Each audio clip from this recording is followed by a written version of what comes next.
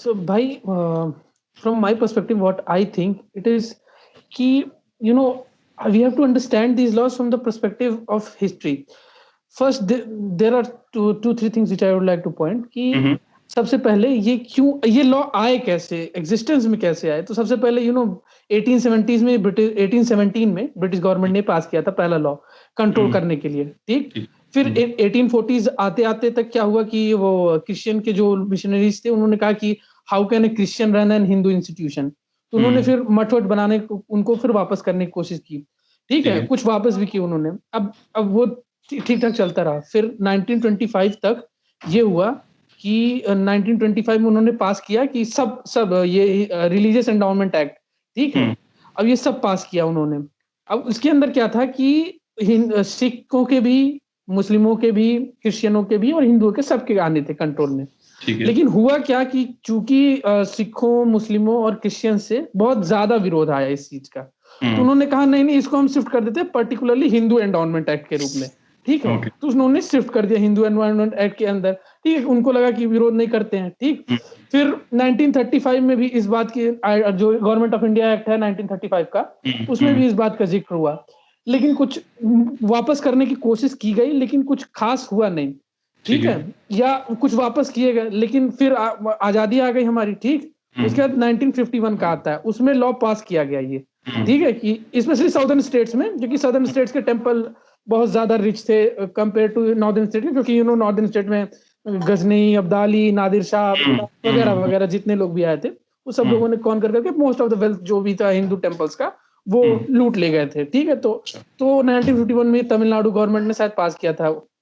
और भी कई सदर्न स्टेट्स हैं, केरल में भी और आंध्र प्रदेश में भी पास हुआ था। ठीक, फिर 1955 में या 54 में एक केस हुआ, सिरूरी मठ का केस हुआ, बहुत फेमस जजमेंट है, लैंडमार्क जजमेंट है।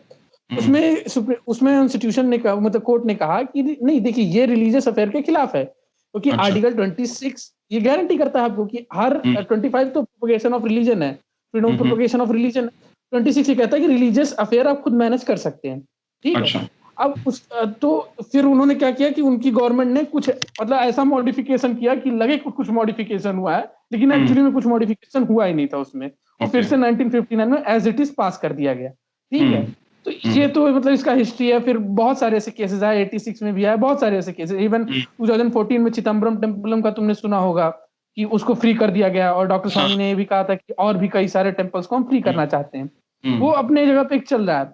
मेरा कहना यह है कि इससे इस लॉस की वजह से हमको नुकसान क्या हो रहा है। ठीक, इसके बहुत सारे नुकसान है। जैसे एक फेमस वर्डिक्ट तुमने सुना होगा सबरीमाला का। अब सबरीमाला के साथ क्या हुआ कि चूंकि वो गवर्नमेंट के अंडर कंट्रोल था वो टेम्पल, ठीक है, तो आर्टिकल 25 और 26 उसके अंदर अप्लाई नहीं होकर आर्टिकल 12 अप्लाई हो गया, जिसको कहते हैं कि स्टेट की जो डेफिनेशन होती है, स्टेट का मतलब क्या होता है। ठीक है, तो अगर स्टेट के कंट्रोल में आ गया तो फिर तुम वहां अप्लाई कर सकते हो प्रिंसिपल ऑफ इक्वालिटी की, जेंडर के बेसिस पे आर्टिकल 14 तुम अप्लाई कर सकते हो कि डिस्क्रिमिनेशन नहीं होना चाहिए। ठीक है, तो उसका एक बैकड्रॉप ये भी है कि कुछ चीजें ऐसी अप्लाई कर दी जा रही हैं जो बाकी रिलीजियस कम्युनिटी या रिलीजियस ग्रुप के लिए नहीं की जा सकती हैं। ठीक है, एक बैकड्रॉप ये है। दूसरा ये है कि साउदर्न स्टेट में तुमने अक्सर ये सुना होगा कि कई मूर्तियां, कई ज्वेल्स चोरी हो जा रहे हैं। ठीक है, अगर वो ज्यादा अगर उन लोकल्स के हाथ में रहेंगे तो obviously they will respect it more, क्योंकि जो टेम्पल जाने वाले लोग हैं उनकी उसमें आस्था जुड़ी रहती है, rather than somebody controlling it from outside, जिसकी उसमें हो सकता है कि उस तरीके की आस्था ना जुड़ी हो जिस तरीके की जुड़नी चाहिए। ठीक है, तो एक बैकड्रॉप ये भी है। तो इसके बहुत सारे एसिमुलेटेड पॉइंट है। इट्स नॉट कि बस ये अप्रोप्रिएशन, मिसमैनेजमेंट, वो तो है ही है। और वो जो एग्री करता हूँ मैं निष्ठा की बात से कि अगर मिस अप्रोप्रिएशन है तो क्या वो सिर्फ टेम्पल्स में ही है, क्या वो मॉस्क में, क्या वो चर्चेस में नहीं मिस अप्रोप्रिएशन होती है। तो सिर्फ ये कह देना कि क्योंकि गवर्नमेंट का यही कहना है कि जैसे ही कोई मिस अप्रोप्रिएशन हो तो जो कमेटी बनी है एंडाउनमेंट के लिए वो तुरंत अपने कब्जे में ले लेगी इसको। तो भाई अगर कहीं मिस अप्रोप्रिएशन होता है किसी भी गवर्नमेंट इंस्टीट्यूशन में भी, कोई अगर मिस अप्रोप्रिएशन करता है तो तुम क्या उस पूरी इंस्टीट्यूशन को सैक कर लोगे या उस पर्टिकुलर बंदे को सैक करोगे? ऑब्वियसली तुम उस पर्टिकुलर बंदे के ऊपर केस चलाओगे, जो भी है, करप्शन है, मैल प्रैक्टिस है, जो कुछ भी है, वो तुम उसके ऊपर करोगे कि पूरे एज इंस्टीट्यूशन होल को तुम अपने अंडर कंट्रोल में ले लोगे। That's not how things work. तो ये मेरी इसके साथ इसके इसके वेरियस एस्पेक्ट्स हैं जो बड़ी दिक्कत कर सकते हैं इस मामले में। तो ऑब्वियसली जब हम प्राइवेटाइज करने की बात कर रहे हैं ये जितने अपने पीएसयूज हैं या जो एयरलाइंस नहीं चल रही हैं, तो सरकार का क्या काम बनता है जो है रिलीजियस इंस्टीट्यूशन को कंट्रोल करने की। ये बेसिक डेफिनेशन ऑफ सेकुलरिज्म के खिलाफ है भाई। Right. First of all secular तो हम है नहीं, लेकिन अगर डिबेटेबल बट स्टिल सेक्युलर तो हम है नहीं। और अगर मान भी ले कि हम सेक्युलर हैं तो equal laws apply to equal religion, वो चीज होनी ही चाहिए। Okay, but in 1935 when this legislation passed in Tamil Nadu State Assembly, Chapter 6 से actually gave the state the power to take over the temple on the pretext of mismanagement without giving any actual reason. Okay, फिर ये चीज इन लोगों ने 1950 में भी यही किया कि Guruvayur temple and Chidambaram temple, Udupi मठ, इन लोगों को नोटिफाई किया गया that we will be taking over the temple and the mutts, and they actually in their respective states. Okay, तो उन लोगों ने मद्रास हाई कोर्ट में इसको चैलेंज किया and they won the case. They said that you cannot do this, this is unconstitutional. But 1954 में भी supreme court ने भी यही जजमेंट दिया था that it is against the Article 26, the fundamental right to manage our own affairs. Still, even after that the interference continued.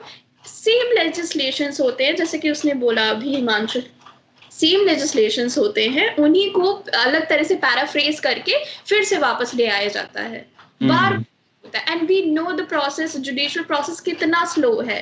अभी भी we are waiting that ये इशू जो इतने सालों से चलता आ रहा है, pre independence and post independence, वो कभी तो सॉल्व हो। वो मतलब इट इज वेरी ऑब्वियस कि ये डिस्क्रिमिनेटरी है, no one raises voice for it, है ना। ये 2012 में स्वामी दयानंद सरस्वती ने शायद उसे किया था चैलेंज, स्टार्ट उन्होंने किया था आफ्टर 1954। ये सुप्रीम कोर्ट ने बोला कि ये अनकॉन्स्टिट्यूशन है, लेकिन उसके बाद भी इंटरफेरेंस कंटिन्यूड। फिर 2012 में आके when the Swami Dayanand Saraswati challenge it in court, तो भी वो जीते चिदम्बरम के टेम्पल के केस में। In 2014 ये केस जीते थे शायद वो, तो Justice Ranjan Gogoi was there, he gave that judgement.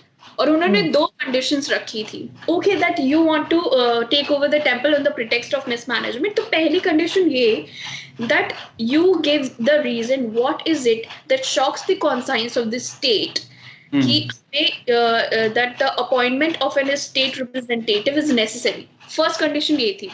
Second condition ye that if it is proven that corruption is there and you appoint a state representative, then also the stay of the representative cannot be indefinite.